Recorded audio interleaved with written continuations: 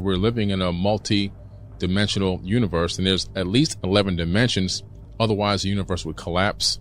Each dimension is a 90-degree angle right above the next one, compactified. So they're sitting right on top of us. So within less than a Planck unit of space above you, there's another dimension that actually exists with a whole nother universe happening simultaneously while we're sitting right here. And from higher dimensions, they experience time differently. Time really doesn't exist. The past, present, and the future happen all at once. So somebody, for example, from the fifth dimension would look at us and they'd be able to see us. Imagine us in this building here, but imagine when I first walked in, and imagine us in here, and imagine me like in the bathroom or something. They'd be able to see us in all the different rooms. The different rooms would represent different time frames of existence within this structure. So they could see the past, present, and future at the same time. So is the idea that when you're in a higher dimension, you can see below lower dimensions, but you can't see dimensions above you? Exactly, unless you have the capability of matching. First, you have to obtain the frequency of a higher dimension and then match that frequency to be able to walk in. So, for example, my hand is stopped now by this table. Why is it stopped? I'm not really touching the table. There's repulsion going on. Electromagnetic repulsion between the electrons in my hand is repelling the electrons in the table. You don't really touch anything. Now, if I can match the subatomic frequency of the atoms in this chunk of wood here on this table with my hand, I would be able to pass my hand right through this table unscathed. Why? Because atoms are 99.999% empty space. Nothing is really here. Everything is only a light wave slowed down to a particular frequency. And so if you can match frequencies, you can merge with things. You can walk through walls and all that kind of stuff. The things that seem paranormal could be advanced beings have tapped into some type of understanding of how to match different frequencies in our dimension and appear apparitional or paranormal. But in true reality, they could just be taking a peek in. And how did we come to the understanding that these higher dimensions exist? Like, what is the most basic evidence that we have of this? Quantum physics proves it. See, when we look into the quantum world, everything changed. In standard physics is where we are right now, in the large side of physics. But the smaller you go, the more weird things get. We find that particles transphase in and out of existence, and they go to different dimensions. We even know now that some of our synapses of our thoughts in our brain phase out of this dimension and they go somewhere else, and then they come back again. And this has all been tracked and traced through the understanding of quantum mechanics and quantum physics and understanding that dimensions exist. The biggest way that we made a model of this is we figured out how to create something called quasi-crystals. Now, these quasi-crystals are these multi-dimensional crystals. We actually created an 8th dimensional quasi-crystal. We created in a laboratory using different technologies. And then from that 8th dimensional quasi-crystal, it casts a shadow of itself down to a 4th dimensional quasi-crystal, which then casts down a shadow which creates a sphere. So we know that the universe is most likely the shadow of a higher dimension. We're living in a light matrix, which is actually a light matrix, which is a shadow of a much higher dimension. And so we know this because they created these crystals, these quasi-crystals, and when they put them at different angles, they cast shadows. Sometimes what do these crystals look like? They look like, have you ever seen Adinkra codes? I think I've heard you talk about this before. No, they look like Adinkra symbols, mathematical symbols, but in the third dimensional time space. And so if you take them and pull them out into a third dimensional time space, they look like these lines that are connected with these nodes like that. This is a quasi-crystal. Yeah. It's an ordered structure, but it's not periodic. If you put 8th dimensional quasi-crystal, it's a fractal. It's all about fractal. We live in a fractal holographic universe. The quasi-crystal is a fundamental basis of the fractal holography that we're living in. We're fully immersed in it, so we can't detect it, but we're living in a light matrix. And that's what the Adinkra codes also prove. Professor James Gates Jr., University of Maryland, former scientific advisor to President Obama, he put together a team of the most incredible supersymmetry and theoretical physicists in the world, like the top brains in the world on this. And they started analyzing what is the ether of space-time. What is this soup that we're living in, that we're inhabiting, this universe? What is it? What is it made of? What's powering it? They discovered something called Adinkra codes, which go back to the ancient Dogon tribe from Mali, Africa. The original inhabitants of the land of Cam then moved to Mali later after they were thrown out, taken over at one point. But they still kept this ancient knowledge in Mali about these Adinkra codes, and they would draw these patterns. Well, he discovered that these patterns are actually mathematical codes. And these are not just any mathematical code. They're actually the codes that describe the ether of space-time itself. They're error-correcting codes, the same exact codes that run our search engines and web browsers that we're using right now to look at the image. There's coding behind that screen that runs this, what we just did. And guess what? It's the same code that runs the universe. So we discovered that we're living in a programmed light matrix. These are depicting the nature of reality. And they actually are mathematical programming code. They're a special type of code, though. They're error-correcting codes. The same type that Google browser is running on is the same thing that runs the universe. What does this tell us, and where do we take this? Like, what is the, obviously this is like foundational knowledge for us, but like, where do you see it going? Well, if you understand that we're living in a fractal holographic light matrix, it doesn't mean we're not real, but it tells us, wow, this is the method of the creation. Now we're getting closer to understanding what we really are. We understand now that consciousness isn't made inside this avatar body, that the avatar body doesn't even exist, that consciousness is a stream of something, coming from somewhere else, and it's being picked up in this matrix with this coding. If you took all the humans on Earth, there's 8 billion humans on Earth. If I took all 8 billion humans and removed the empty space between their atoms, I can fit every human into a sugar cube. One sugar cube can hold all 8 billion of us. You can see atoms are empty space. If you take the empty space out, you collapse it into one sugar cube. All 8 billion can fit in one sugar cube. So what does that mean? Wild. What's here? There's only one consciousness, it seems. And it's like a radio station that's transmitting out a frequency from a higher dimension. Our avatar bodies pick up that frequency. You're 99.1, I'm 99.2, he's 99.3, but it's still coming from the same source. And so we're all coming from the same source. It's like the universe has found a way to live subjectively through multiple entities, but not even through entities, even through objects that we consider to be man-made, because every atom we know now in quantum physics is also conscious. Imagine you're reading a story, but instead of it being printed on the pages of a book, it exists in a space you can't see or touch. This is a bit like the concept of a multidimensional universe that Billy Carson speaks about. In our daily lives, we're used to dealing with 3 dimensions, moving forwards and backwards, left and right, up and down. But what if I told you that there are more dimensions out there, ones that we can't see or feel? This idea comes from a field in physics called string theory. Think of it like a guitar. When a string vibrates, it makes a sound. In string theory, everything in our universe is made up of tiny, vibrating strings, and each vibration makes up the things we see around us, like stars, trees, and even ourselves. But for this theory to make sense, scientists believe there need to be more than just our 3 dimensions. In fact, they think there could be up to 11 different dimensions. Now, why 11? It's not just a random number. In the world of physics, the math works out perfectly when you include these 11 dimensions. These extra dimensions aren't something we can touch or see, but they could be hiding in plain sight, folded into the universe in ways that are too small for us to notice. It's like if you were a character in a book. You might think your world is just the page you're on, but there are so many more pages and chapters that you're not aware of. This idea changes the way we think about everything around us. It's like discovering that there's a whole new world hidden within our own, full of mysteries and wonders waiting to be explored. Dimensions and how they fit together. Let's try to understand how these dimensions are connected to each other. Carson uses the idea of dimensions being at right angles to each other. In a world with only 2 dimensions, like a piece of paper, you have length and width. Now add depth, and you've stepped into the 3-dimensional world where we live. But what about a 4th dimension? How does that fit in? Thinking about another dimension beyond R3 is tricky, because it's not something we can see or experience. But let's use our imaginations. Imagine time as a sort of 4th dimension. We move through time just like we move through space, experiencing each moment one after the other. Carson also talks about dimensions being compactified.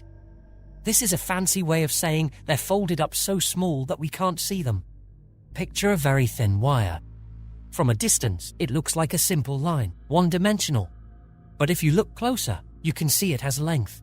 And if you could look even closer, you'd see it has thickness, and even a tiny bit of width.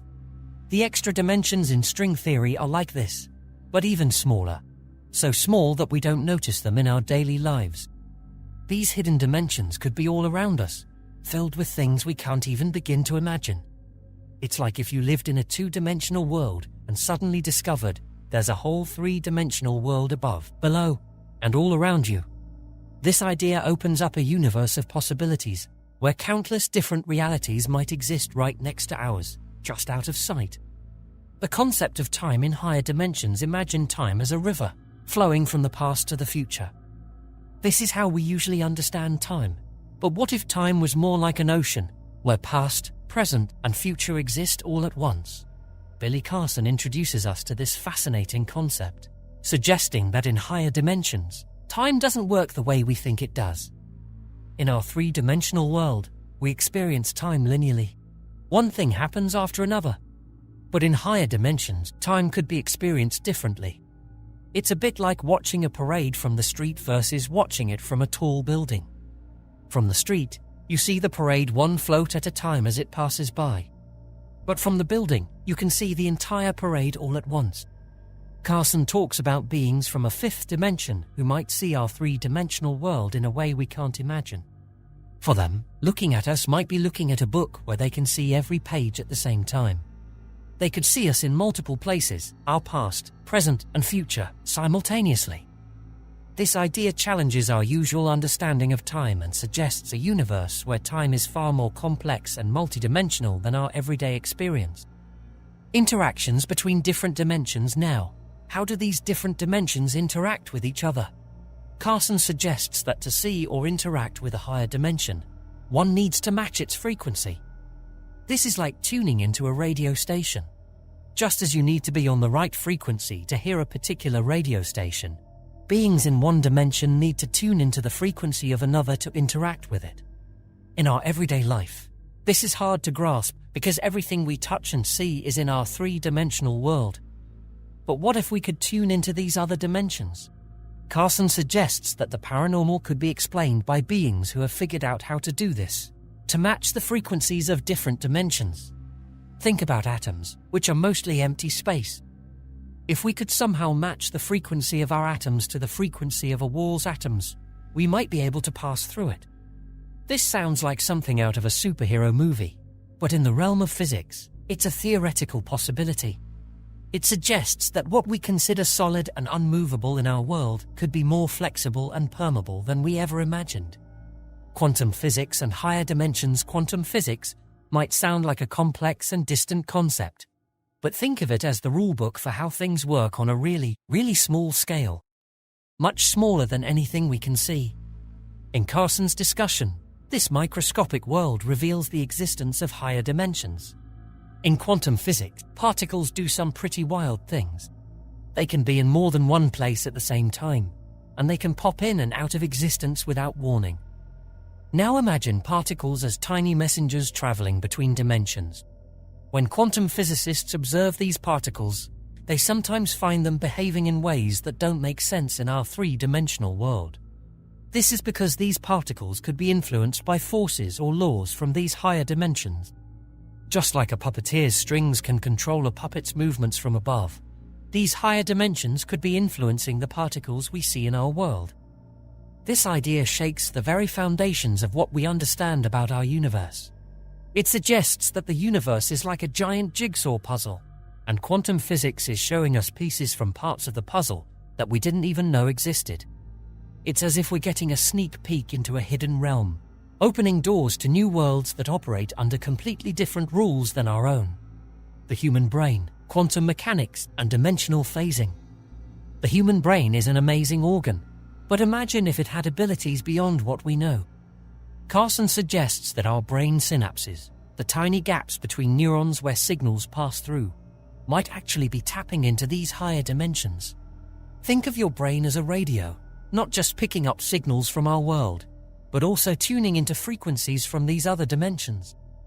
This might sound like science fiction, but in the world of quantum mechanics, it's a possibility that scientists are beginning to explore. There's evidence to suggest that these synapses are involved in processes that defy conventional physics, like being affected by quantum entanglement, a phenomenon where particles remain connected so that actions performed on one affect the other. no matter the distance between them.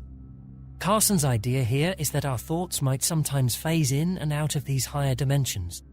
It's like when you daydream, and part of your mind wanders off to a different place. What if, in those moments, your mind is actually interacting with another dimension? This could explain moments of extraordinary inspiration or creativity, as if we're tapping into a vast network of knowledge and experience that exists beyond our physical realm. The universe as a shadow of higher dimensions. Imagine if our entire universe was just a shadow cast by a much more complex reality existing in higher dimensions. This idea, as Carson suggests, is looking at the shadow of a tree and trying to imagine the tree itself. The shadow is a simpler, two-dimensional version of something much more intricate. In this analogy, our universe is the shadow, and the higher dimensions are the tree. The concept of a light matrix comes into play here.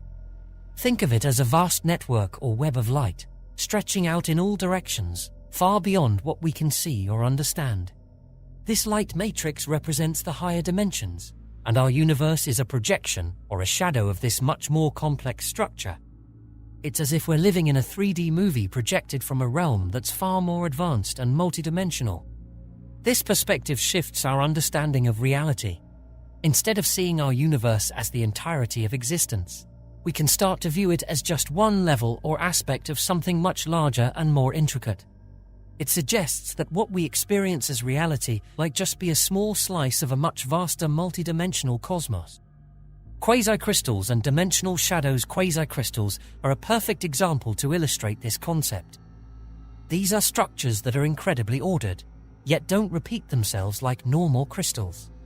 Think of it like a complex mosaic pattern that never exactly repeats. Scientists have created quasicrystals in the lab that are projections of higher dimensional patterns. When Carson talks about an eighth-dimensional quasicrystal casting a shadow to a lower dimension, he's referring to how these complex structures can provide us insights into higher dimensions. It's similar to how a three-dimensional object can cast a two-dimensional shadow.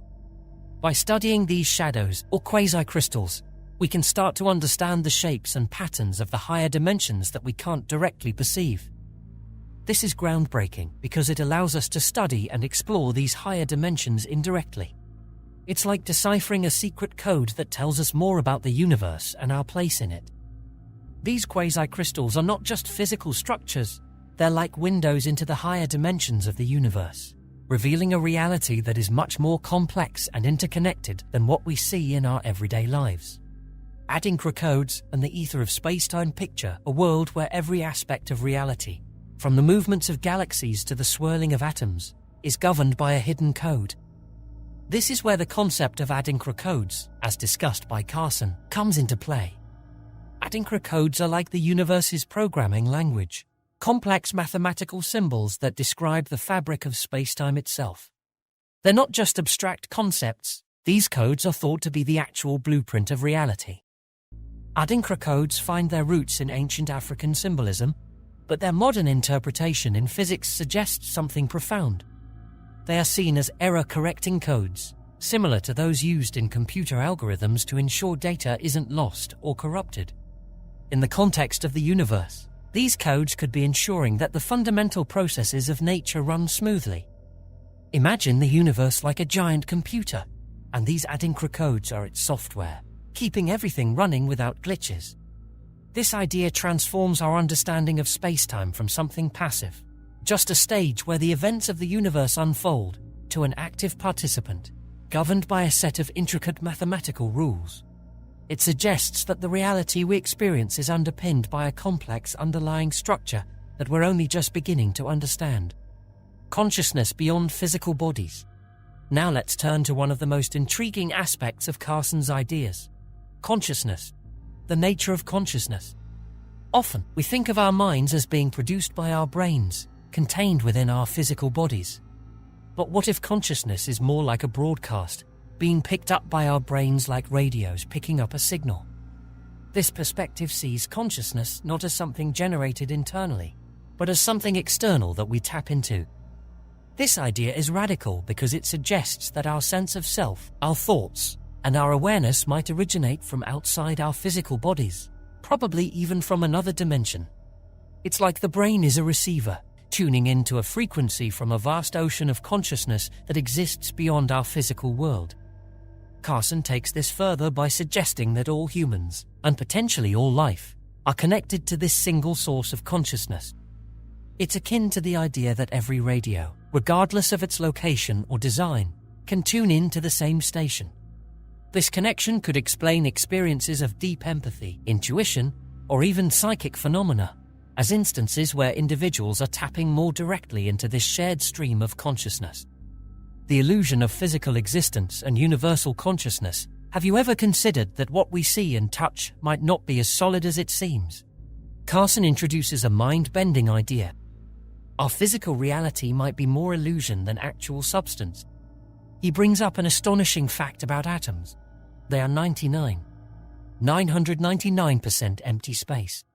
If you remove all the empty space within every human on Earth, you could fit the entire human population into the volume of a sugar cube.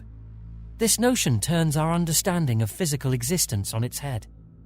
It suggests that what we perceive as solid and tangible, building, mountain, or even our own bodies, is mostly nothing but empty space. It's like discovering that a seemingly solid sculpture is actually made of thin air, held together in a specific form by invisible forces. Moreover, Carson proposes that this illusion of physical existence is tied to a single, universal consciousness. Imagine if every radio in the world was tuned to the same station. Similarly, he suggests that every human, every living being, might be tuned into the same frequency of consciousness.